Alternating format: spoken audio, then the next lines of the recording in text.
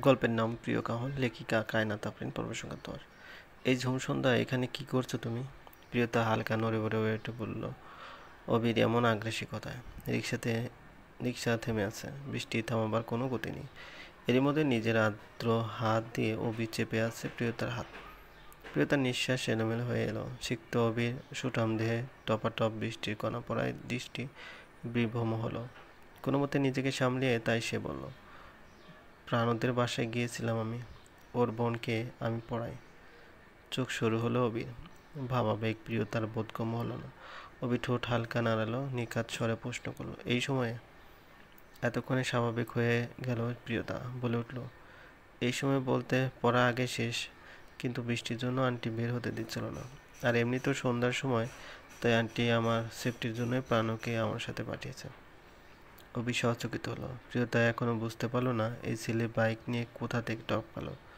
কিছুক্ষণ আগে তো তাকে অ্যাক্টিভ দেখলো ফেসবুকে, তাই ধারণা হয়েছিল নিজের বাড়িতে হয়তো ছিল। কিন্তু অবিকে এভাবে দেখে ধারণা পাল্টে গেল এখন। অবি এবার দৃষ্টি ফেললো প্রাণর দিকে, বলল, তোমার না সামনে পরীক্ষা প্রাণু?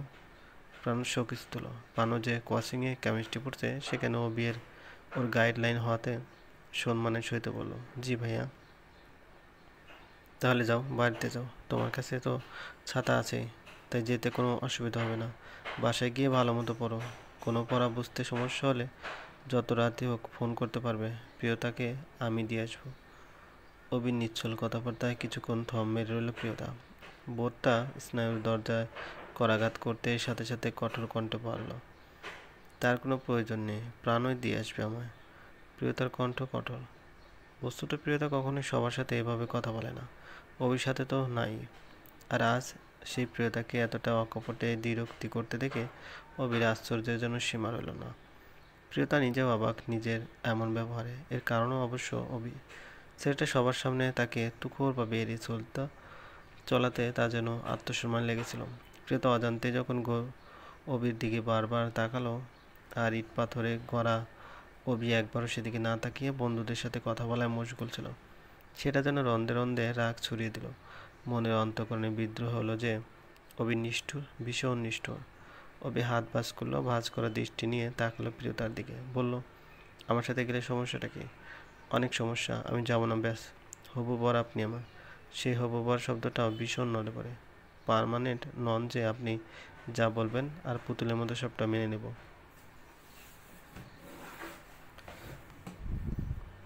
পারানো ডেবিয়ে তাকিয়ে আছে। অবির সাথে কেউ যে এভাবে কথা বলতে পারে সেটা ওর কল্পনার বাইরে।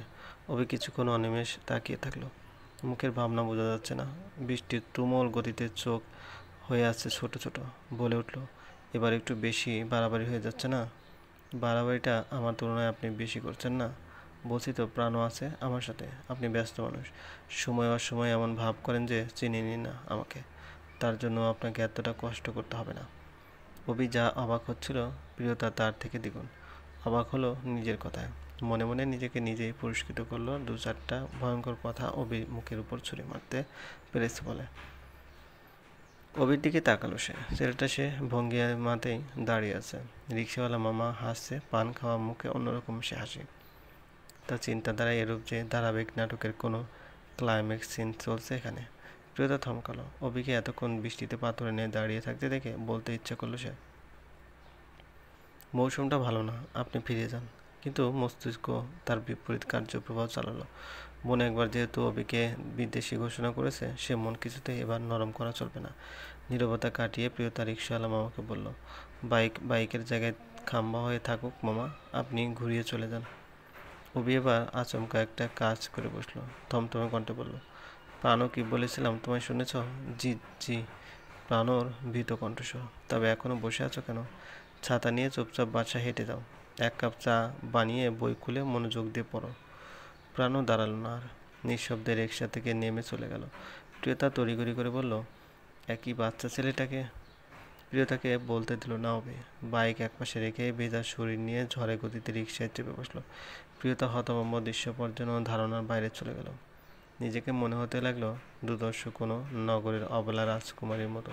অভি নিরুদ্বেগে বলল, চিন শেষ মামা, রিকশা চালান। যথারীতি তাই হলো। প্রিয়তা এবার সত্যি সত্যি ফেটে পড়ল রাগে। অন্তরে জমে উঠল ক্রোধ। বলল, কী সব পাগলামি করছেন আপনি? এমন করার কোনো মানে আছে? আপনি আসলেই শক্তি সঞ্চয় করে প্রিয়তা। এই বজ্রপাত আর তোমার শব্দ আমার কাছে একইভাবে কর্কশ মনে হচ্ছে, কিন্তু তা বুঝবই না, উল্টো তোমার গলা ভাঙবে। অপমানে রিরি করে উঠল প্রিয়তার সারা শরীর। আকিঞ্চিন হয়ে উঠল ঠোঁটের সরু শক্ত পল্লব। অপমানটা হজম করতে বেশ কষ্টই হলো। রাগে ক্ষোভে তাই চুপচাপ বসে রইল সে। চোখে অশ্রু ভিড় করছে। অবির কাছে হেরে যাওয়ার ব্যর্থতা মেনে নিতে বেজায় কষ্ট হচ্ছে। মনে মনে অবিকে বেশ কয়েকটা কথা শোনালো, আওড়ালো একই কথা। এর শেষ সে দেখেই ছাড়বে। উঁচু নিচু রাস্তায় দুলে উঠছে রিক্সা। বারবার প্রিয়তা টের পাচ্ছে অবির বাহুর স্পর্শ। প্রিয়তা অপ্রতিভ হলো। সেই স্পর্শের সাথে ভিজে গেল কামিজের হাতাটি। অভির সাথে রিক্সায় যাওয়ার অভিজ্ঞতা প্রিয়তার এই প্রথম অভিজ্ঞতা কোনো বৃষ্টি স্নান সন্ধ্যায় এমন একজন পুরুষের সাথে যাওয়া। অভি এবার বলল, প্রিয়তা। প্রিয়তা নিশ্চুপ, কোনো প্রত্যুত্তর দিল না। এই সময় এই গলিতে কাউকে পড়াবে না, আমাদের এই লেনটা ভালো না। কাঁঠাল বাগানের মোচড়ে বকাটে ছেলেপিলেরা থাকে, দরকার কি শুধু শুধু রিক্সা নেওয়ার? প্রিয়তা তবু নিরুত্তর। অল্প সময়ের মধ্যে প্রিয়তার বাসার কাছে এসে পড়ল রিক্সা। মামা থামলো। পশ্চিম আকাশে আবছা আভা দেখা যাচ্ছে, সেটাও প্রায় অন্তিম পর্যায়ে। একটু পর ঝুপ করে আধার নামবে, মায়াবী লাগবে এই চট্টগ্রাম শহর। বারান্দায় আনাসে একটা বই নিয়ে বসে পড়া যাবে।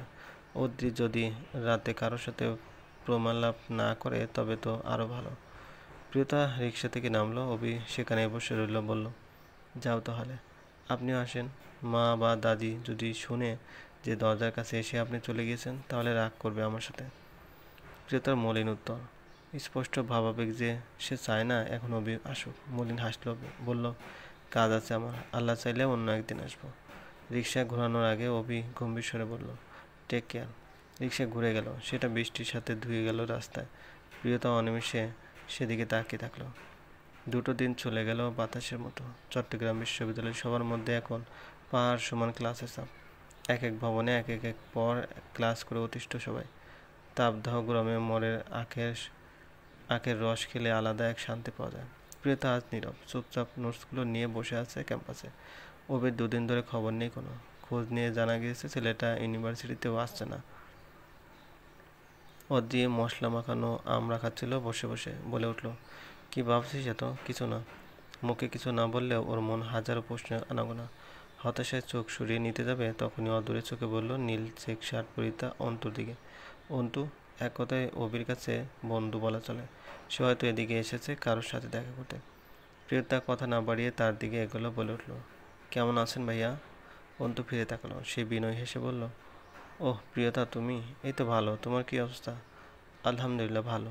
প্রিয়তা সরাসরি অবির কথা প্রশ্ন করতে পারল না। বলল, কেমন চলছে আপনাদের দিনকাল? আমার আর কি, প্যারায় আছি। আমাদের এই ব্যাচ যে কী করবে খোদাই জানে। প্রিয়তা মনে মনে রাগ হলো। আপনাদের বলতে কি বুঝিয়েছি সে কি বোঝে না? আপনাদেরই বা কি বন্ধুরা কোথায়? ও আসছে ওরা। ক্লাস শেষ তো, এখন অবির বাসায় যাব দেখা করতে। এই তো পেলো সুযোগ। চট করে বলল, কেন, কি হয়েছে? অন্ত বিষম খেলো, এমন ভান করলো যে প্রিয়তার কাছ থেকে এমন উত্তর আশা করেনি। বলে উঠল, কেন তুমি জানো না প্রিয়তা যে অবির জ্বরে অবস্থা খারাপ?